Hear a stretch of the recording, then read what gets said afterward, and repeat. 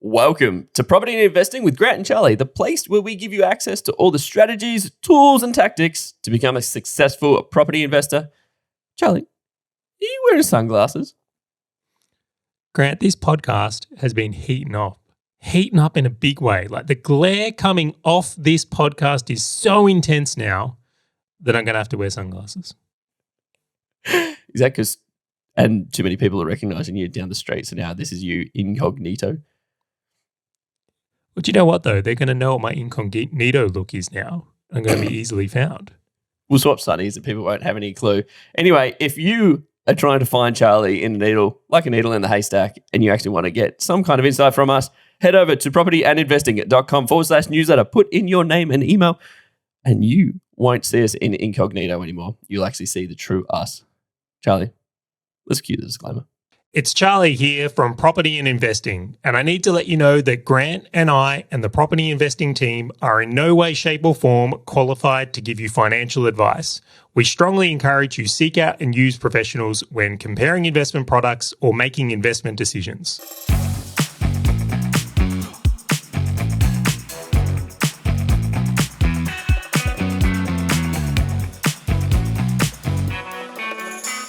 All right, Graham, we better talk about the sunglasses. What sunglasses? Exactly. So for anyone who's just on audio right now, they wouldn't be able to see, knowing this is a video podcast, Grant, that we're actually both wearing sunglasses. Now, I really wish I had some sort of elaborate story of, like me saving someone from being robbed and I got punched or something like that. Like I was a hero of some kind. But that's not the truth at all. No, not at all. I'm going through what I'll call some eye challenges. And unfortunately, I'm unable to view my computer screen without glasses on right now. It's causing me a little bit of pain. So this is the midlife. So I want to say a massive thank you to you because you've actually come along for this journey with me. You put some sunnies on too. When a man's down, I'm not going to sit there and be the one on the high ground. I'm going to go down there and help him out too. I'll jump in the trench with you. I don't know if you've ever seen the Dancing Man video where there's a guy dancing on his own and then all the people start climbing and they dance together. I feel like that's us right now, like helping a brother out. I appreciate you. Everyone's going to start wearing sunnies when they listen and watch this episode. The Dancing Man. I will be very curious if the podcast clips do better because people are like, what the fuck? Those guys are wearing sunnies. No, I hope not. I kind of feel like, and I hope like this is the only episode we do with sunnies because it's really hard to read a computer screen, but I'm in. Completely. Anyway, let's get to the episode itself because this is an important one. This is the March Roundup episode, and this is where we bring all of the important things that are happening in property to our audience so they don't have to sift through all the amounts of data and research that comes out and stories that we think are important. So you G'd up for it? Oh, yes, I am. I've been waiting for this. All right, so let's dig into the first thing here, as we like to do, which is the CoreLogic report. CoreLogic. All right, Grant, I can't resist. I'm jumping in first on this and I'd love your commentary. I assumed you read it. A few times, actually. Hey, yeah, good start. I was really surprised when I read this report to see how much things have slowed.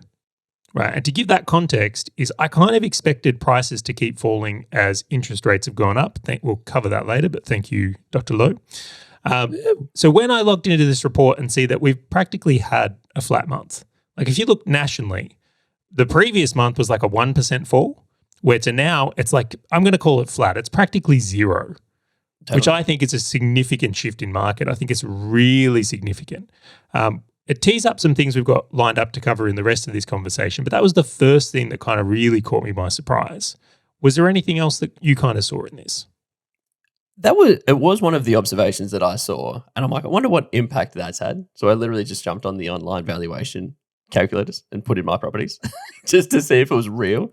Like, I wonder, did every property up by $5,000 specifically? So I got no idea what that is, but I did find that plateau just an interesting observation when I think that interest rates are going to continue a little bit more, and I'm like, that's a bit interesting. I didn't think it was going to go flat that quick. No, me either. They really didn't. And then the other observation that I thought was quite fascinating, I mean, this one I did expect. Rents are just still screaming up. Rents be pushing hard. Did you see unit rents? The rents on units just go on an absolute tear.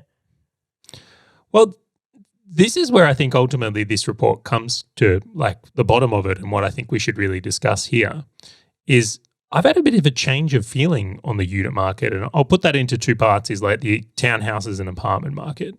I've seen a significant shift here, and it's like if you go back to when we were in the what I call the pandemic times, they're practically giving them away.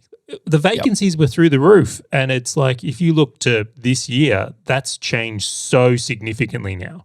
You'd have to say it's probably one of the higher performing parts of the market. How's your opinion on units and townhouses at the moment? It changed. So looking at the CoreLogic report, what you saw during the big C period was just a rental yield tanking. Right? I remember I negotiated my rent in Melbourne, and it basically halved. It was like $250 off my rent. And I was like, there was just empty apartments after empty apartments, and landlords were actually scared to have their place vacant because they didn't know when it was going to be full. And now, obviously, I'm like, cool, maybe these are just coming back to a normality. But now I'm actually looking at this saying, and it was an interesting view when I saw this. I said, I'm like, does this have space to continue to run? And then I thought back to when I lived overseas for a short period of time in Asia. Dude, the cities are full apartments, more so than what we've got in a Melbourne or a Sydney. And I go, yeah, maybe this is just our start to becoming a little bit more urbanized in sort of inner city areas, because there's just not that availability. And so my view went from I just want land and houses, and that is my investment hypothesis, to now going, potentially in my portfolio, I can start looking at something like a townhouse or a small unit or something like that, where there is the good yield potential plus a decent amount of growth, as opposed to me just completely writing it off and just going, I never want to look at this thing. Now I'm starting to look at it going, maybe there is a spot in my portfolio for something like this. So I went deeper, much deeper. You went deeper? All right, okay, Yeah. give it to us. All right. So one of our favorite investors is a guy called Howard Marks. And he very much has instilled the idea into me that it's not what the asset is, it's what you pay for it.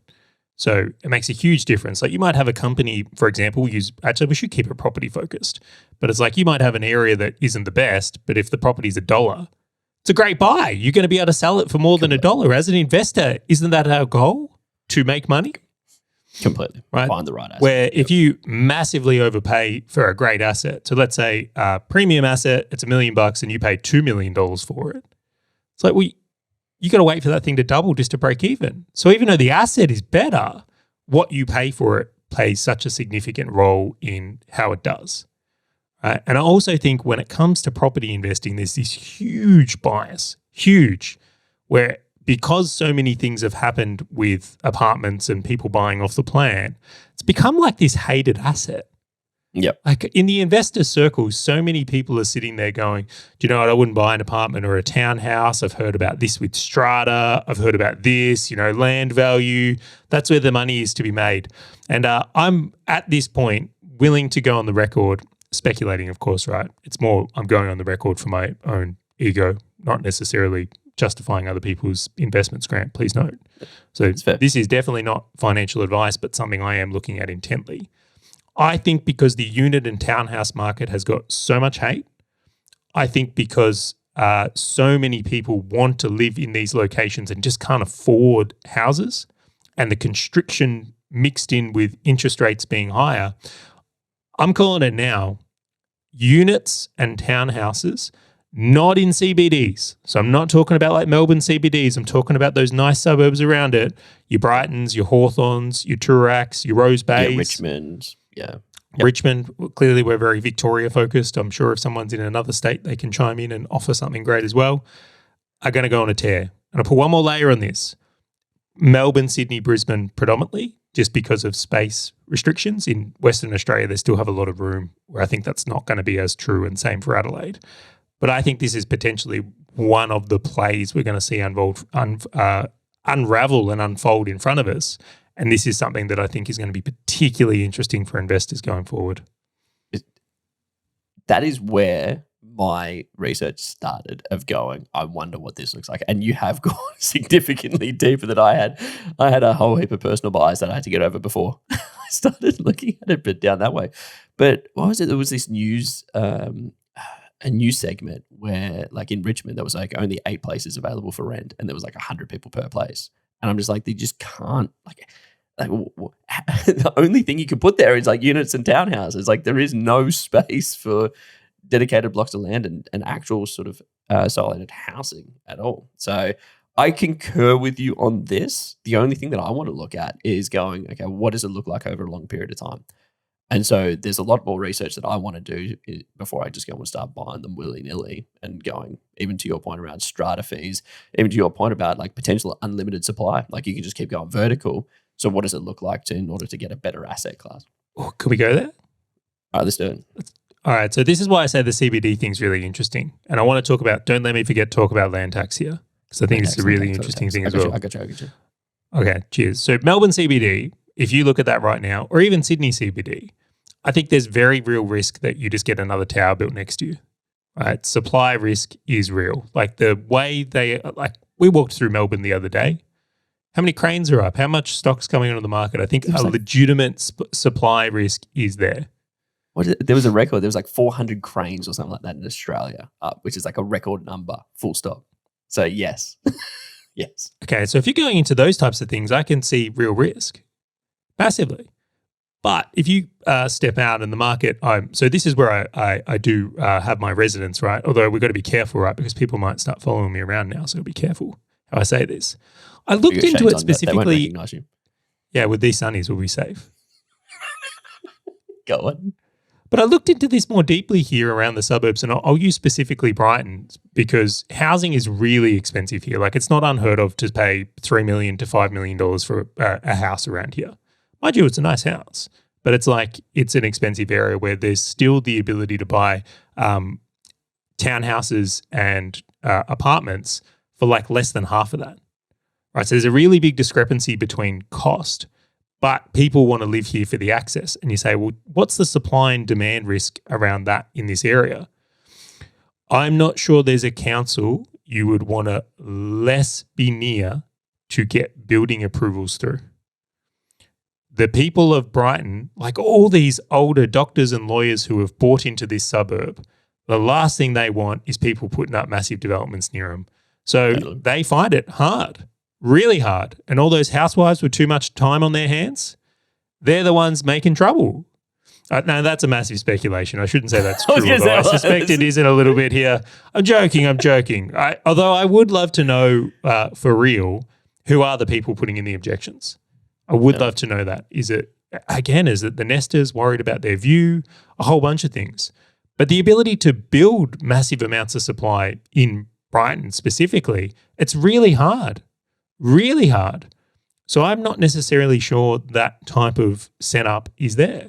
And then the other thing is that big towers, to me, I don't like the idea of investing in big towers because there's a risk that comes with that as they age and costs and body corporate. But those smaller type developments, let's say under 20, that have got like really good sized, in this case it would be apartments or little townhouses, even I would live in some of these. They're fantastic. They're really high quality. They're like bigger than what you would consider an apartment or townhouse. They're practically homes on small blocks of land or in the sky slightly. And one of the things that I've seen is there's a place in Melbourne called South Yarra where they just went crazy on apartment buildings. And like looking at that, it's just become this infinite supply of just properties. Like it's just like, it doesn't matter. It doesn't matter how high, it doesn't matter where.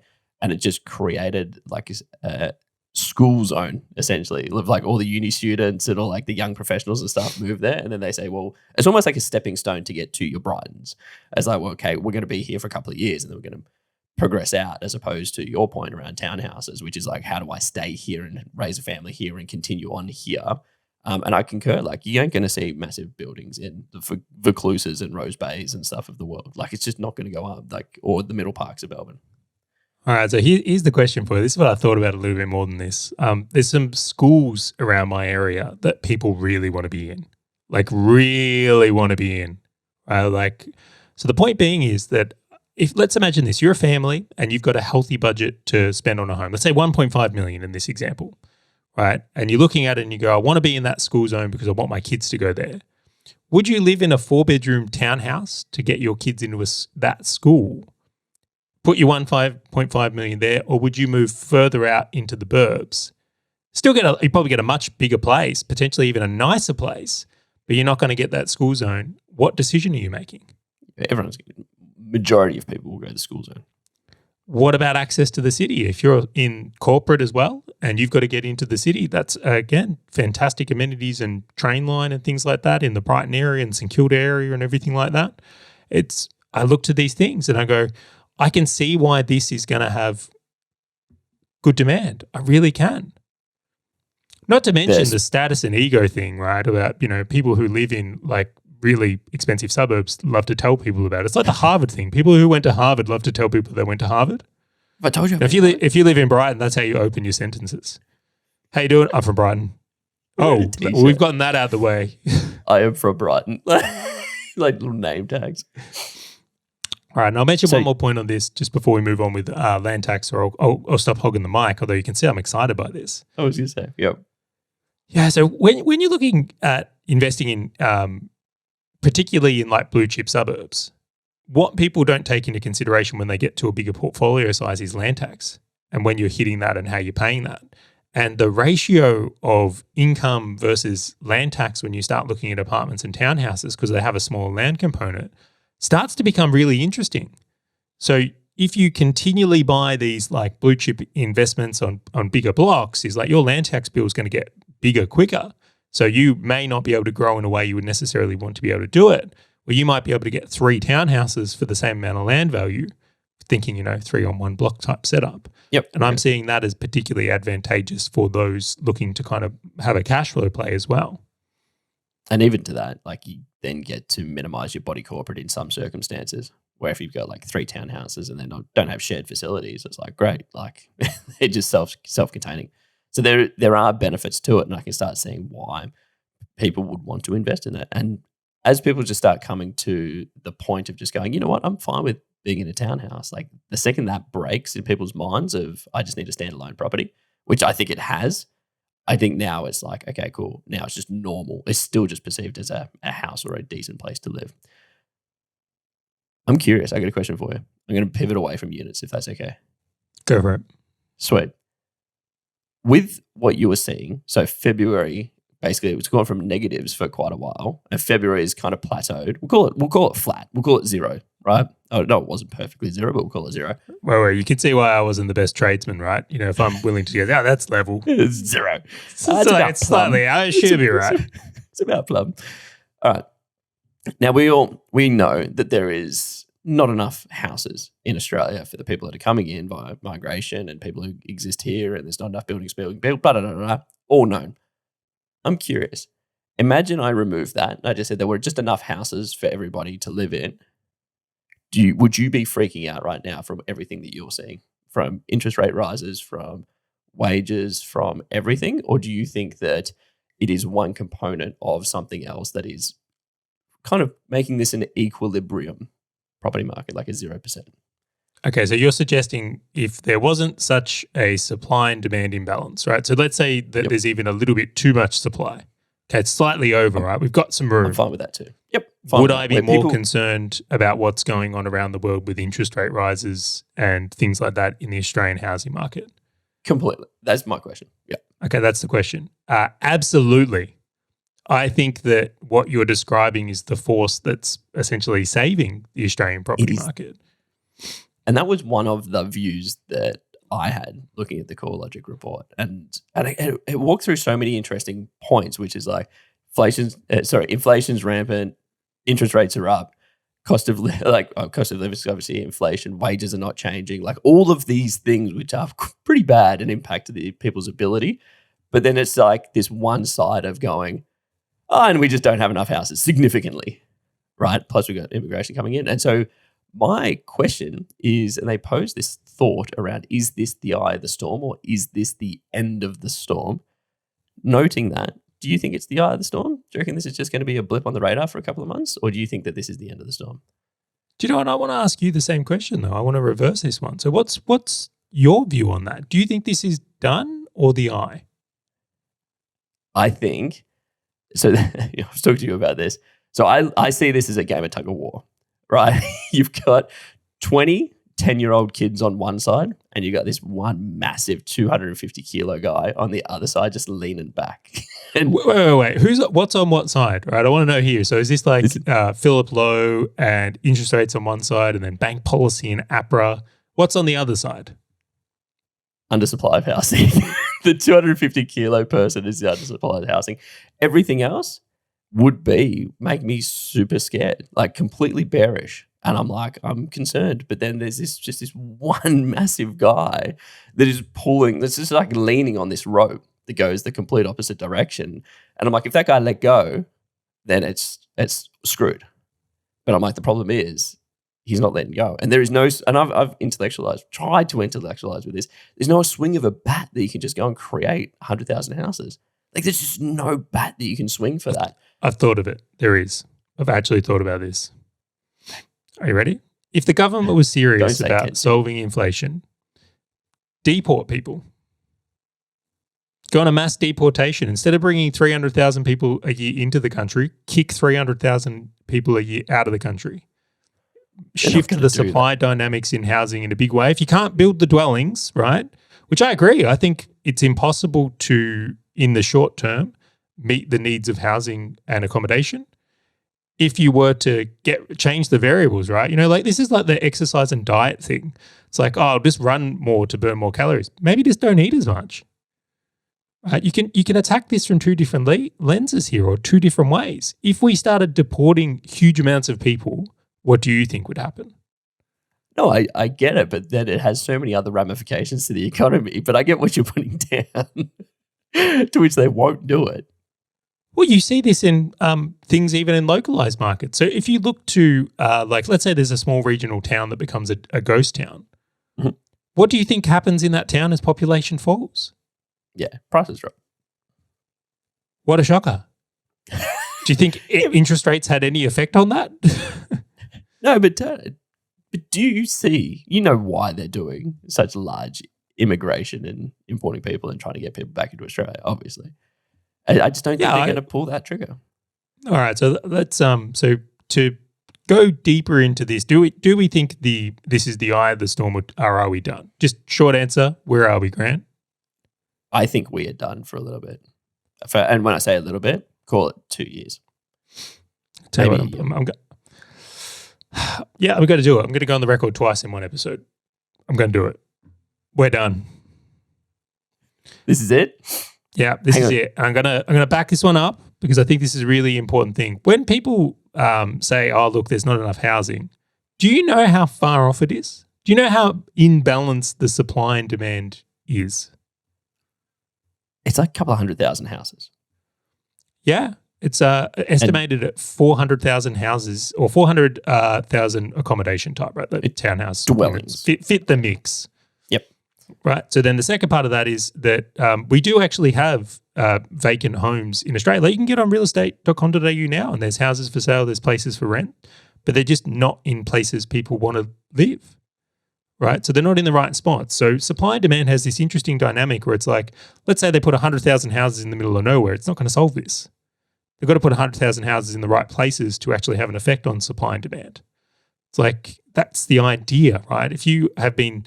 You know, it's the idea, you know, that, no, I won't make that point. It kind of goes off topic, but it's like, I don't think people are going to be attracted to a substitute. It's like, oh, you could buy a house here. It's like, yeah, but I work here and my kids go to school here. I don't need accommodation in the middle of nowhere. That's not going to solve this for me.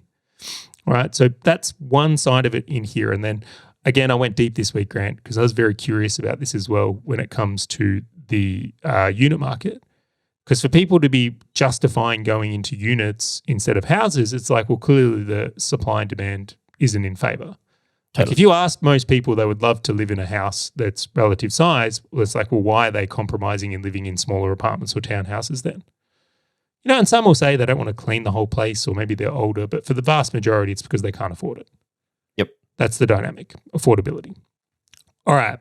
So digging deeper into this one, and Grant's like, damn, Charlie, you spent way too much time researching property this week. I was going to put my points on top. It's fine. I got you. I did. I went on to, I heard a really interesting podcast with Terry Ryder and another gentleman, which I cannot remember his name at the moment. And then I listened to another podcast and they were talking about the ABS building approvals. And so Australia's approved the idea of bringing 300,000 people into the country a year is what we're doing. This isn't a joke. This is literally what we're doing. They've put it out. You can put into it. And I log into the ABS and I've got it in front of me. It's like the January 2023 seasonally adjusted estimate is total dwelling approvals fell 27.6%. Right. So we're already undersupplied and the approvals are falling faster due to interest rates, right? A lot of people aren't building or because they can't get things into the country to do the builds, or interest rates are preventing them from creating profitable developments. And I'm like, this squeeze is just going to get worse. I concur. The one thing so my question to you is like, so I believe this is going to go on a tear for 1 to 2 years. Like, I just think that there's just too much pressure. The one thing that I found fascinating, so I went back and looked at the Australian Parliament came out with this thing in like 2019 where they were talking about like how Australia's housing crisis, which we've seen this for ages. And there was an undersupply of 180,000 houses at that point, or dwellings, I should say, at that point. And obviously, we never caught up. Like that was just it. And so I go, okay, well, maybe that is where the equilibrium is. Maybe we just live as a country with an undersupply of 180,000, and that is a good tightrope and tension between prices and supply, like demand and supply. And then I go, cool. It's too close. It's unhealthy. I still stand by that, but continue. Concur. And so then I go, okay, well, if we're 350, 450,000 houses or dwellings undersupplied now, I'm like, we do need to catch up, and we are adding more petrol on the fire by bringing more people in, noting that the more people that we're bringing in are sort of students and people who are going to rent, and they're probably okay with apartments and stuff like that. So my belief or my thought around this is apartment buildings go up over the next couple of years. We start seeing that trend of those approvals hopefully will pivot in the next year or so.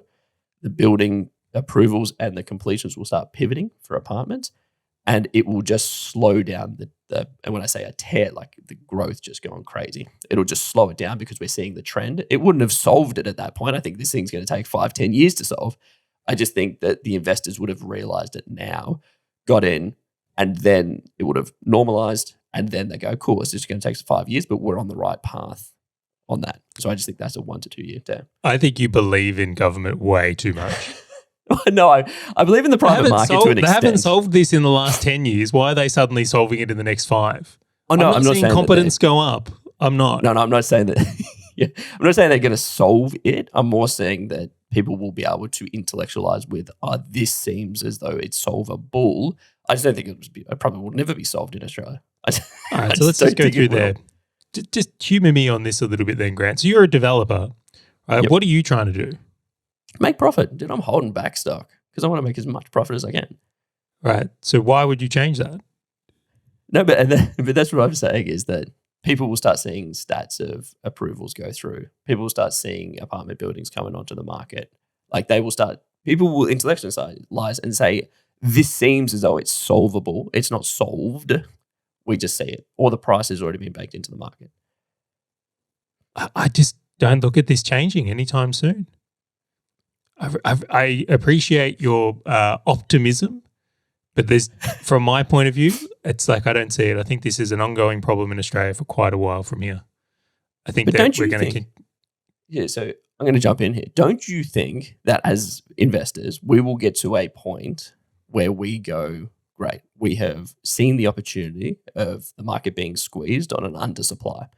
And so we're willing to bet on that and invest in that, and we will take the wins as it goes. But then it gets to a point where we're like, it's very difficult for us to justify any higher of a price for yields or potential growth or otherwise. And then it just normalizes based on this squeeze that we're in right now. Yeah, so you're kind of asking a few questions in one here, or kind of... I'm definitely stacking it up, yeah. Yeah, and like we can't blanket state this one either. Is like I don't expect the premium markets to do well while interest rates are high. So if interest rates keep going up, I can't see places that have high levels of debt going up because those properties become harder to buy. right? That's why. Fair. So we've got to really like look at the layers of this. Just like I mentioned before with supply and demand, is like if the supply is in the wrong place, it's not really supply, right? If you wanted to go out for dinner and get a steak and there's no steak or very limited steak, so you go to a restaurant, right? And they're like, look, we've only got 5 steaks tonight. You can pay a little bit more and get a steak, or you can have chicken. What are you going to do? You were really wanting a steak. I'll pay a bit more for my steak. Yeah, but some people will not, right? They shift to chicken. But that's the whole idea of like supply and demand in theory of like, well, people will pay a premium when there is a limited amount. And you see this in a whole bunch of things that come in it. So what I think is really challenging in what you're saying right now is that it's so generalized. So generalized across all these things. And it's like there's so many layers to it. So to your point, let's say, there's interest rates going up is really negative for property markets. Yes. Right. So the higher interest rates go, that's not a great thing for property investors. That's like something, it's what you call it, a headwind.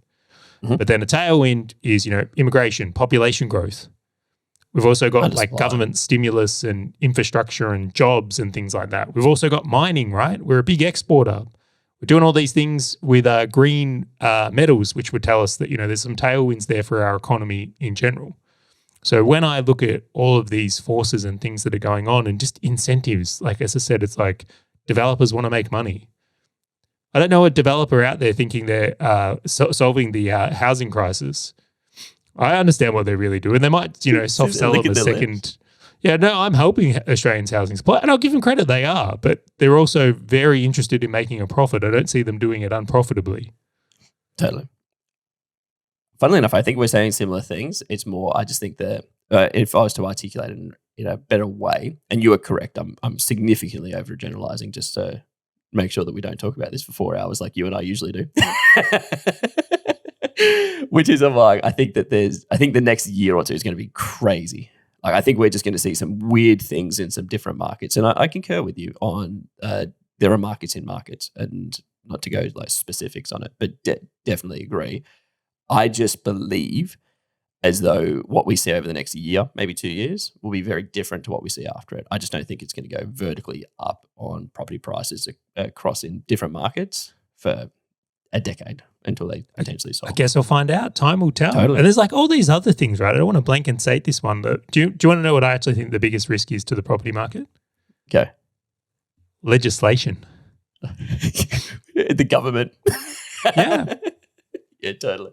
I totally do. It's like change. Like if you look back on property in general, it's like, why is there an undersupply? Is because basically property investors have been not very favorably treated when it's come to legislation, and whether it's come to like depreciation changes was a huge one. APRA changing things on lending, although I understand there was good intent behind that, making sure borrowing stays healthy in Australia and we didn't have a global financial crisis. Totally. But you would have to look to a lot of the legislation things in recent times, what Queensland did with or attempted to do with land tax. Land tax. Yep. Yeah, things like that I think are the bigger risk. Or like the Greens were at once promoting like rent caps, like locking rents, like those types of things I think are probably the bigger risk. And then the only other thing I look at is to go, if someone gets in and they pass, like let's say supply and demand gets so out of whack, which it's not far off in my opinion, but it's like that some crazy legislation comes in where they start subsidizing developers and developers are getting paid to build unprofitably. That'll lead a boom, right?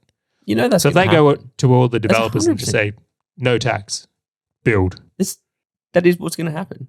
Approvals quicker. No tax. Like that is like, yes. I don't know, man. I still with the conflict of councils. That might happen, but this like NIMBYism in Australia is so huge.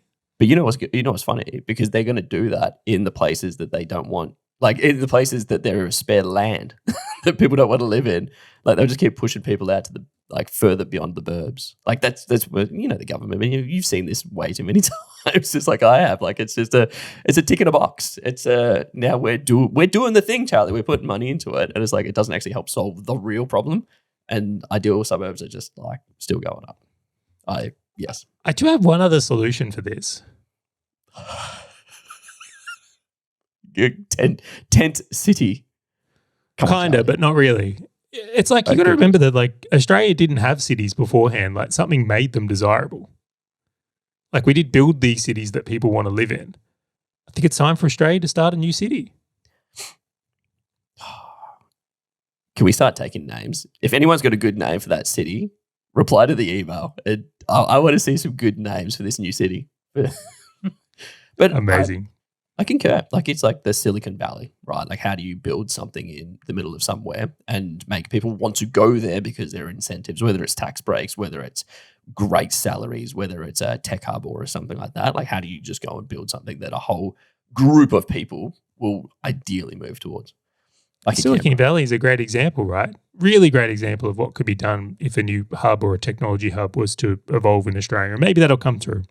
But I think we should move on. We've barely covered any points and we're 30 minutes into this episode. Yes. What's the next one we got on this list? All right, next one here. What a shocker. Talk about like forecasted moves. RBA raises the rate 0.25. I think everyone knew that was coming. I think everyone just resembled what I did. I walked out to the kitchen at like 2:45 p.m.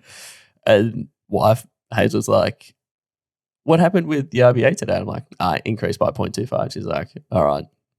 And I'm like, she's like, "What are you doing tonight?" I'm like, what are you doing tonight? Like, it was like nothing. It was just normal. Just becoming immune to it, right? It's like completely. Your first cup of coffee was like the first rate rise. It really affected you. And then now it's like, just another cup of coffee, not a big deal. You need like 5 to kick in that buzz. But yeah, like, it's just, everyone saw it coming. It's just steady state. I just don't think they're trying to break anything now. It's just, we'll just see where this lands. A couple of things I find quite interesting here is that quite a few big economists are now really signaling that they've gone too far. They have gone too far. And I don't know if that's true or not, if they have actually gone too far, but I have noticed a media shift really significantly pointing towards the idea that there's too much, it's doing too much damage. So I find that quite fascinating that maybe this is the point where rates change. It's still forecasted for another like 2 to 3 more rate rises is the consensus at the moment, which I thought was particularly interesting as well. But I'll share another couple of insights that I find quite fascinating on the side of this. Number one is Canada just paused. So we've seen a big country, and like they're a significant economy, do you call it first tier? What do they call them? Like first world country or whatever? First world. Yeah, so they've paused, which I think is an interesting sign of like another nation like not wanting to put that through their economy. And then the second one that I thought was interesting here is that the United States has had some rather poor data come through on inflation and what's happening in their economy. And they're actually considering, I think it's a 0.5 to 0.75 rate rise at the next, whenever that occurs, their next meeting. And like markets and the share markets have all tanked on the back of that news in a really big way. So yeah, again, Australia's risen, Canada hasn't, US looking for a big rise. Would this be the time that maybe something breaks and it's the end of it? Could this go longer? I find it really fascinating. I think, yeah, it's just so different. Every time I look at the American markets and then compare it to the Australian market, it just, this last, call it 6 to 12 months, has really shown me just how different they are. And it's just, looking at what happens in the US has some kind of impact to Australia, sure. But it's they're still the big dog. What happens there does affect other countries. But I'm like, it's just the way that they operate and the way that their spending has continued to go crazy, and it just doesn't correlate with what happens to us in Australia. And obviously, we've got undersupply of housing. Like, you had a great point around the green minerals, and I'm just like, it's just different. And so I'm always cautious, but I do wonder what's going to break first out of the States. I'm like, wonder what's going to break. All right, well, I'm going to jump into the next point here, and I want to almost tag on something from that point into this one. So one of the key differences in Australia versus the US is in the US, you get a 30-year fixed mortgage. So if you get a mortgage when you buy a house and it's 5%, it's 5% for the entire time. They do not have variable loans in the same way that Australia does. Well, they do offer them. It's just no one's dumb enough to take them, apparently. It's a very small part of the market. How many investment books did you read that were written by someone in the United States around like a fixed fee mortgage, and then you went looking at Australia like, oh, they don't exist? Dude, I went even further than that. I tried to see if there was ways for me to borrow money in the US to buy Australian real estate, to get the loan product, because I thought it was fantastic. I imagine like you know your payment and that you take out the interest rate risk that we deal with in Australia continually. Totally. I think it's so interesting in nature. But one of the side effects of that is like when a rate rise happens, we're affected instantly as mortgage holders. Or next day when the banks raise, like they pass on that really quickly. Where in the US, it's like all these rate rises have been happening. And it's like if you have a locked mortgage and like your home, no biggie. Nothing's changed for you. So spending behavior doesn't change in the same way. It's only when people need to sell or refinance debt or go into certain situations that it's impacted. Which brings me to my next point is that in Australia, something that I found really fascinating in recent times is just how much harder rate rises hit millennials than they do boomers. Because it's much more likely that if you're a millennial and do own a home, is that you have a much larger mortgage than your potentially parents do, who would be the boomer generation, who have maybe had the same house for 20 years and it's nearly paid off. Not to mention they might have significantly higher earnings at this stage of their life and their spending isn't the same as well. So, Grant, did the millennials just get screwed again? Is that what's happening here? They definitely did. Because what is it? 1/3 renters, 1/3 mortgage, 1/3 paid off. Majority of the ones with paid off are like boomers who also own an investment property. And so now they're raking in more money from the millennials who are paying through the teeth for rentals. So thanks for that, boomers. And then the people who do have mortgages, to your point, have purchased properties or PPRs, or even to an extent investment properties that are a higher rate than the boomers. Plus, they're trying to put kids through schools where the boomers, like all the kids have left the nest and they've just got empty rooms kicking around for sewing and guest rooms and stuff now. So like, I just think, this is a very challenging predicament because I'm like, how does it get solved besides that generation just continuing to move on? Time will sort this one out, to your point. That's the great equalizer in this scenario. And it's just unfortunate because it's like, okay, well, the next 30 years that's what it is, Charlie. Like it just is what it is now. But to your point, like the millennials are going to feel the brunt of this. This will impact their discretionary spending. This will impact what they're looking for is like a livable quarters. Like they're probably looking for apartments to what we were just talking about before, as opposed to like big houses and stuff. I'm actually curious if this is like the last generation who sort of want their house, where they just start normalizing the idea of just, cool, we can raise a family in an apartment now, Charlie. Like this is just the norm. All right, so let's just walk through that because I think that's fascinating. So let's say, 20 years ago, the Australian dream was to buy a house and that was possible for even a household with one income. Well, kind of, but we'll go with it. And over time, housing has become so disproportionately expensive is then it moved to you needed 2 full-time incomes to do it, which is why what's common or had been common in what I'll call like Gen X into the older millennials is both people work, you can still get a good home, things go in that direction. And over time, housing has just outpaced that earning to a large degree where people, instead of going for a house, are starting to downgrade to, when I say downgrade, electing to live in locations that are more expensive but get townhouses or apartments. Yeah, smaller backyard. It might be like a shared wall with someone else. Those kind of things.